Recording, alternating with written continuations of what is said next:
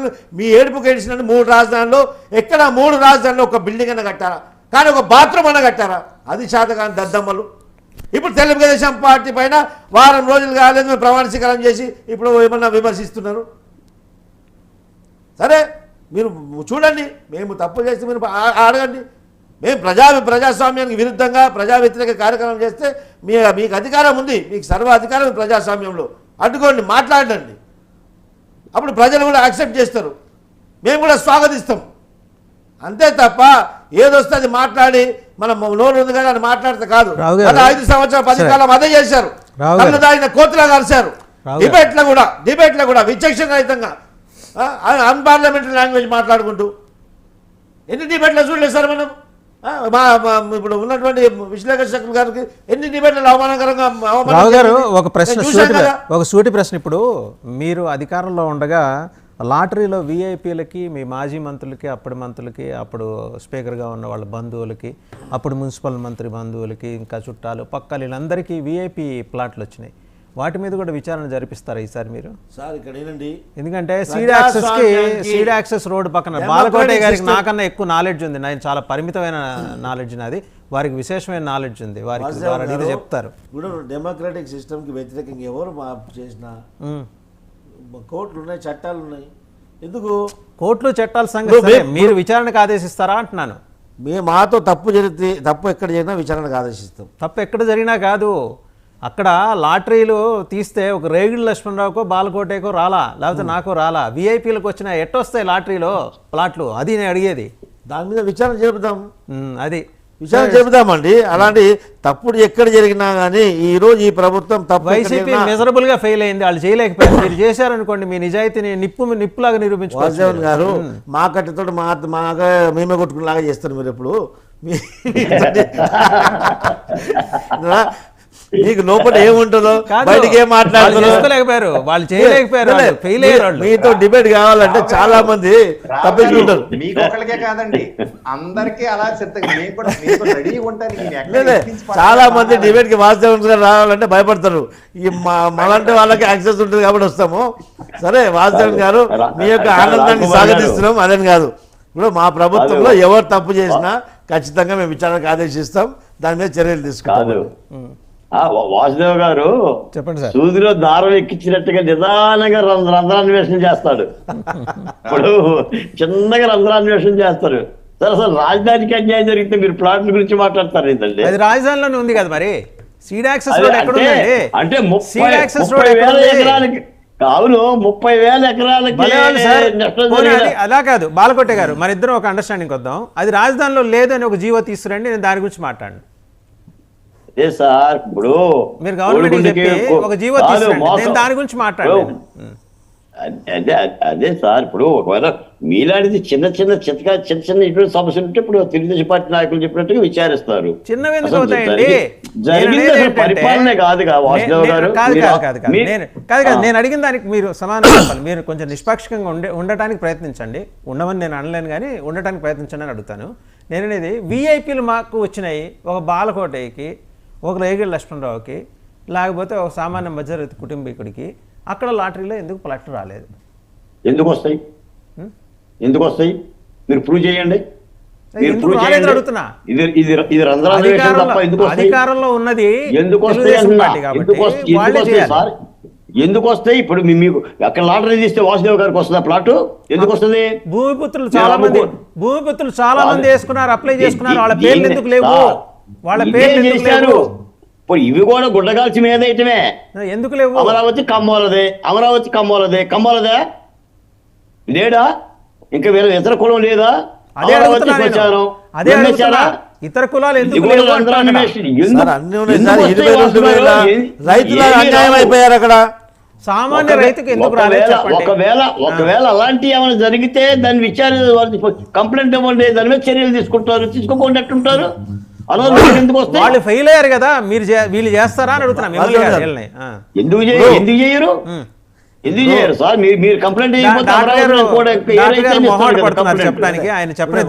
వాసుదేవన్ గారు, సరే మేము యాక్సెప్ట్ చేస్తాం. ఒకవేళ ఇలాంటి చర్యలు జరిగితే, ఒకరికి అన్యాయం జరిగితే, డెమోక్రాటిక్ సిస్టమ్ విరుద్ధంగా ఏం చేస్తాం, ఇన్వెస్టిగేట్ చేస్తాం, చర్యలు తీసుకుంటాం. Very good. పక్కకు పెడితే తర్వాత ఇంకొకటి నేను నిన్న పోస్టింగ్లు ఇచ్చారు ఐఏఎస్లకి, దాదాపు 9 మందిని అనుకుంటా జిఏడికి అటాచ్ చేశారు. జిఏడికి కూడా ఒక చీఫ్ సెక్రటరీని వేసేస్తే అయిపోతుంది కదా. ఏది జిఏడికి మాత్రమే ఉండే చీఫ్ సెక్రటరీని. రామ్ కుమార్ గారు అర్థమవుతుందా వాసు గారు ఏం మాట్లాడుతున్నారు? ఇక్కడేనండి వాసుదేవన్ గారు, కాదండి, అది వాసుదేవన్ ఐఏఎస్ గారు, ఆఫీసర్ వాసుదేవన్ ఎక్కడ గారు, కన్వర్ట్ చేయాలా, ఎక్కడ చేయాలా, ఎక్కడ అనుకూలంగా ఉంటుంది, ఏ ఐఏఎస్ ఆఫీసర్కి ఏ శాఖల పైన పట్టి ఉంటే దాన్ని బట్టి ట్రాన్స్ఫర్ చేస్తారు. ఐఏఎస్ ఆఫీసర్ బదిలీల పైన కూడా ఇది చర్చించాలంటే ఇది అన్యాయం అంటే ఎందుకు చర్చించకూడదు? పరిపాలన పంపించారు. ఇప్పుడు జిఏడి పంపించారు. జిఏడికి మూకుమ్మడిగా 9 మందిని పంపించాల్సిన అవసరం ఏమొచ్చింది? మీకు నమ్మకం లేదా ఐఏఎస్ ఆఫీసర్ల మీద? ఇక్కడేనండి, గతంలో అనేక మంది అధికారులు వైసీపీ పార్టీకి వాళ్ళందరూ తెలుగుదేశంలో కూడా పనిచేశారుగా. పని చేశారు, వాళ్ళు భ్రష్టు పట్టించారు కదా. తెలుగుదేశం పార్టీలో పనిచేసిన అధికారులను కూడా భ్రష్టు పట్టించి ప్రజలకు వ్యతిరేకంగా పనిచేయించారు కదండి. అలాంటి వాళ్ళు ఒక నిమిషం సార్, అలాంటి వాళ్ళని మేము పక్కన పెట్టి ఇప్పుడు ఏముంది, ఇప్పుడు పవన్ కళ్యాణ్ గారు కృష్ణ తేజం తీసుకొస్తా అని చెప్పారు. వాళ్ళకి నిబద్ధత, అలా నిబద్ధత కలిగిన ఐఏఎస్ ఆఫీసర్లను మేము యాక్సెప్ట్ చేస్తాం, వెల్కమ్ చేయాలి. మనం వెల్కమ్ చేస్తామండి, వెల్కమ్ చేస్తాం. దానికి ఎప్పుడు వద్దని చెప్పాం, వెల్కమ్ చేస్తాం కూడా. రైట్. ఒకసారి రామ్ కుమార్ గారు, ఇలాంటి మరక పడకూడదని పవన్ కళ్యాణ్ గారు ఆయన ఏర్పాట్లు చేసుకున్నారు. నేను చాలా ముందరే డిబేట్ లో ముందరే చెప్పా, మనం వి హావ్ టు వెల్కమ్. మీరు చెప్పింది ఇంకా దానికి వెళ్ళట్లేదని టాపిక్ కి. కానీ ఇందులో చిన్నది ఉంది చూడండి, వైసీపీ సోషల్ మీడియా కాదు లీగల్ సెల్ లో పనిచేసిన ఒక ఆవిడ భర్త ప్రద్యుమ్న, మరి ఆ కలెక్టర్ గారిని సీఎం సెక్రటరీగా వేశారు. ఇటువంటి వాటి మీద కూడా సోషల్ మీడియాలో వెళ్తే మాకు కూడా చిన్న చిన్న మళ్ళీ వైసీపీ మీద పోరాడాడు, ఇప్పుడు వైసీపీతో ఉన్నాడు. ఏమంటే అలాగే ద్వివేది గారు కూడా గతంలో 2019 లో ఓడిపోయారని చంద్రబాబు నాయుడు గారు అంతకన్నా ముందు ఆయనే చెప్పేశాడు, మళ్ళీ ఆయనే పక్కన పెట్టుకున్నాడు. మళ్ళీ ప్రభుత్వానికి వ్యతిరేకంగా ఆయనకి క్షమాగుణం ఎక్కువ అండి. రామ్ కుమార్ గారు అర్థం కావట్లేదు నాకు కూడా. మీరు అన్న క్వశ్చన్ రైటే, అటాచ్ చేయాలి. చంద్రబాబు గారికి క్షమాగుణం ఎక్కువ. మీకు ఒక విషయం, రామ్ కుమార్ గారు చంద్రబాబు గారికి క్షమాగుణం ఎక్కువ. ఎవరు తప్పులు చేసి ఎవరు ఆయన ఇబ్బంది పెట్టారు వాళ్ళని తీసుకొచ్చి ఆయన పక్కన పెట్టుకుంటున్నారు. ఇది నిజం కాదండి, ఇది నిజం, అందులో డౌట్ ఏం లేదు. జగన్మోహన్ రెడ్డి గారిని కూడా ఆహ్వానించారు కదా సార్ ప్రధాన ద్వారం నుంచి. సార్ అలా ఆహ్వానించారు కదా. ఈయన అతి మంచితనం వల్ల రాముడు మంచి పాలుడని మనం అనిపించుకోవడం, ఆయన మంచోడు అని ఆ పక్కన ఉన్నవాడు వాయించేస్తుంటే అదే నిజం అనుకుని ఇలాంటివన్నీ చేసేస్తున్నారు సార్. రావు గారు దయచేసి మీ నాయకుడికి చెప్పండి సార్, ఇటువంటి విషయాలు మాత్రం చెప్పాలండి. ఎందుకంటే కాదు, మేము మా పార్టీ వ్యక్తిగత దోషం చేయొద్దంటారు, పవన్ కళ్యాణ్ గారు ఎవరిని కూడా పర్సనల్ గా దాడులు చేయొద్దంటారు. ఆయన కూడా చంద్రబాబు నాయుడు గారు చాలా పెద్దరికంతో ఎదుటివాడికి పెద్దరికం ఇచ్చి రమ్మన్నాడు సార్. మర్యాద తెలియనివాడికి మర్యాద ఇస్తే ఈవేళ నేను మర్యాద ఇచ్చి ఎక్స్ సీఎం గా లోపల రమ్మంటే ఈవేళ ఆయన స్పీకర్ కదా దానికి రాలేదు. ఎందుకు సార్? మరి మళ్ళీ చూసారా, మళ్ళీ కాల్చుకున్నాడు ఆయన చెయ్యి. అయినా ఇది అవునా కాదంటారా? అలాగే అండి అమరావతికి చిన్న సబ్మిషన్, ఏమండి బాలకోటయ్య గారు చిన్న సబ్మిషన్, ఆ సీడ్ యాక్సెస్ రోడ్డు మీ అందరూ కూడా వెళ్ళి మరొకసారి సీఎం గారికి ఇవ్వండి సార్, ఎందుకంటే ఆయన ఒకసారి మర్చిపోయే అవకాశం కూడా ఉంది. ఆ seed access road Penumaka Undavalli దాటి ఆ హైవే కనెక్ట్ అయ్యే విధంగా అర్జెంట్ గా 6 నెలల్లో పూర్తి చేయమండి సార్.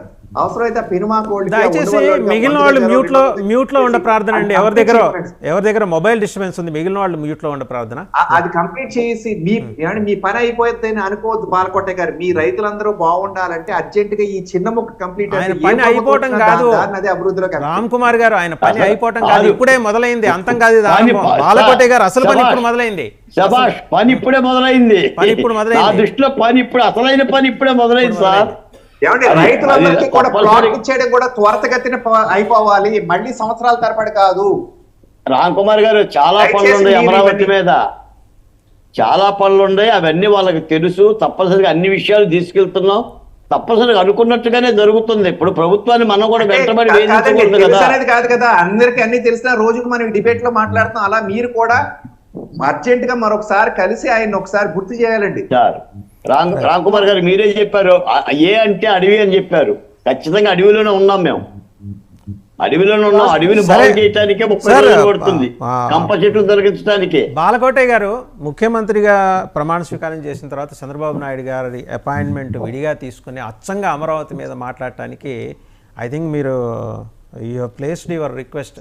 ఎప్పుడు ఇచ్చారు మీకు అపాయింట్మెంట్? వాసు గారు, నేను అసెంబ్లీలోనే ఉన్నాను. చంద్రబాబు నాయుడు గారిని కలవటానికే వెళ్ళాను.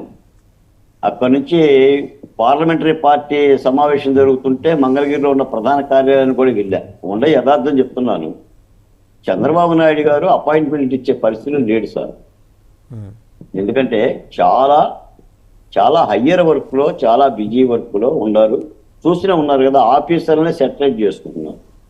ఎవరిని అటాచ్మెంట్ చేయాలి, ఎవరిని చేసుకోవాలి, ప్రతిపక్ష పార్టీ పరిస్థితి ఏంటి, లేదా ఈ 3 రాజకీయ పార్టీలు, ఈ నిర్వహణలోనే 1+1 అపాయింట్మెంట్ లో ఉంటుంది. అది కూడా చంద్రబాబు నాయుడు గారు మాట్లాడాలనుకున్న వాళ్ళకి ఇస్తున్నారు తప్ప ఎవరికి పడితే వాళ్ళకి ఇచ్చే పరిస్థితి ఇప్పటికైతే లేదు. బాలకోటే గారు అయితే ఎవరు పడితే వారు కేటగిరీలో రారు ఆయన, నాకు తెలుసు. ఇప్పుడు మనం అర్థం చేసుకోవాలి పెద్ద ఆయన యొక్క రిస్క్ ని. నేను అలాగనే అర్థం చేసుకుంటున్నా. ఈ రోజు కాకపోయినా రేపైనా ఆయన అపాయింట్మెంట్ వస్తుందని నేను ఆశిస్తున్నా. వచ్చినప్పుడు అన్ని అంశాలు కూడా ఆయనతో ముఖాముఖి మాట్లాడుతున్నా.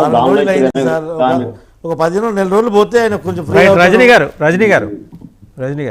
అయితే గౌరవ జగన్మోహన్ రెడ్డి గారు ఎంతో ప్రేమతో మా ముందు ఇంకా ఎక్కువ అభిమానంతో పెట్టిన జీవో నెంబర్ 1 ని దయవుంచి గౌరవ నారా చంద్రబాబు నాయుడు గారు ఫోర్స్ లో పెట్టాలని కోరుకుంటున్నాను. ఎందుకంటే ఆయన ఆఖరి కోరిక అదే, ప్రతిపక్ష నాయకులు రోడ్డు మీద తిరగకూడదు అని. మన రేపు గెటప్ మార్చి గెటప్ సీన్ లాగా పాదయాత్ర పెట్టేస్తారు. మరి ఎవరి ఓదార్పు అంటారు, ఎవరిని ఓదారుస్తున్నారు? మీరు పాయింట్ మిస్ అవుతున్నారు. ప్రతిపక్ష నాయకుడు ఎక్కడ ఉన్నాడండి మనకి? అదే లేడు సార్. ఆయన అప్పట్లో ఆయన ప్రతిపక్ష నాయకులు తిరగకూడదు పెట్టినటువంటి ఇప్పుడు తిరిగి వచ్చా లేదా అని పులివెందుల నియోజకవర్గంలో ప్రజలు చూపించారు. ఆయన తిరిగే పరిస్థితి లేదు ఇప్పుడు. రైట్, రజనీ గారు నియోజకవర్గ సమస్యల్ని ప్రస్తావిస్తే బాగుంటది. ఓదార్పు అంటూ రోడ్ల మీద తిరిగేంత ఖాళీ ఉంటే మా కోర్టుకు వచ్చి సమాధానం చెప్పి 5 ఏళ్ల నుంచి బలైపోతున్న కోడికత్తి సీను మనకరాయి అంటూ మట్టి బిసుక్కునే వాళ్ళ మీద మర్డర్ కేసులు వేసినట్టు, సిబిఐలో అక్రమాస్తుల కేసులు, ఈడీల కేసులు, వీటన్నిటికీ కోర్టుకి హాజరైతే ఆయన సమయం కలిసి వస్తుందండి. ఇప్పుడన్నా ప్రజల్ని గౌరవించలేదు, కనీసం న్యాయస్థానాలన్నా గౌరవించమనండి. అక్రమ కట్టడాలు ఎవరు కట్టినా బుల్డోజర్ తొక్కి అవతల పడేస్తుంది, దాంట్లో ఎటువంటి సందేహం లేదు. అది ప్రభుత్వాలుగా ప్రతిపక్షాలు ఇవన్నీ మాకు తెలియదండి. ఈరోజు పర్మిషన్ తీసుకొని కట్టుకోవాలి. ఇవాళ మా ప్రభుత్వం ఉందని హుందాగా కట్టుకుంటే రేపు ప్రభుత్వం మారిపోతే ఉంటుందా? సో దీనికి కూడా మళ్ళీ కట్టడాలు వాళ్ళు కూల్చారు, వీళ్ళు కూర్చారు, కుట్రకోణంతో కూల్చారు, కక్ష సాధింపు చర్యలు, ఇవన్నీ ఒట్టి మాటలండి. మేము మంగళగిరి ప్యాలెస్ లో రేకుల షెడ్ వేసుకున్నాం, దానికి పర్మిషన్ ఎంత ఉందో కనుక్కోండి. వాళ్ళు హైవేలో కట్టుకున్నారు, వాళ్ళకి ఎంత పర్మిషన్ ఉందో కనుక్కోండి. తప్పు ఎవరు చేసినా తొక్కి అవతల పడేసింది బుల్డోజర్, దానికేం తెలుసు పాపం. ఈరోజు వారెంట్ ఇష్యూస్ ఇవన్నీ తెలియదు కదా.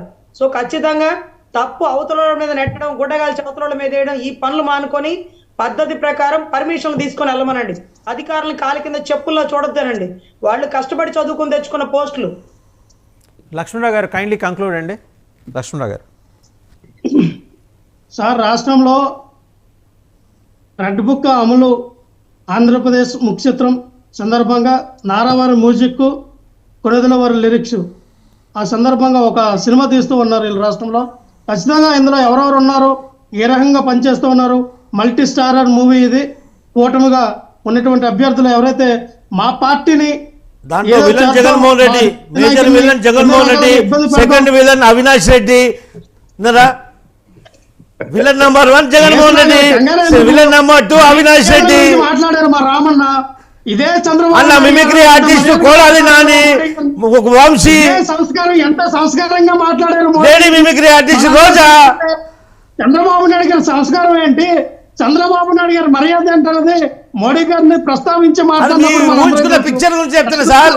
మీరు ఒక పిక్చర్ చెప్తున్నారు కదా, మీరు ఒక పిక్చర్ చెప్తున్నారు, ఆ పిక్చర్ లో చెప్తున్నాను. అలా చంద్రబాబు నాయుడు గారు హీరో, పవన్ కళ్యాణ్ గారు హీరో. అమలు చేద్దాం అనుకుంటున్నారు. మీ రెడ్ బుక్లు, ఎల్లో బుక్లు, గ్రీన్ బుక్లు ఇవన్నీ కూడా పనిచేయవు. ఖచ్చితంగా ప్రజలందరూ కూడా గమనిస్తూ ఉన్నారండి. మీరు ఎందుకలా చాలా కష్టం. ఖచ్చితంగా వాసుదేవన్ గారు ఒకటండి, నేను చెప్తా ఉన్నా, మీరు అన్నట్టుగానే అలాగే ప్యానెల్లో సభ్యులు చెప్తున్నట్టుగానే ఒక 6 నెలలు మేము టైం ఇవ్వాలని మేము కూడా గట్టిగా స్పందించట్లేదు. 6 నెలలు మీరు మాట్లాడకండి, మిమ్మల్ని మీరు సమీక్షించుకోండి, తప్పులు ఏమైనా ఉంటే దిద్దుకోండి, అప్పుడు రండి. జనసేన కదా గత 5 ఏళ్లలో ఆయనకి ఏం తెలుసని సమీక్షిస్తారు. రైట్, థ్యాంక్ యూ అండి. Will continue this debate another day. Thank you Ram Kumar.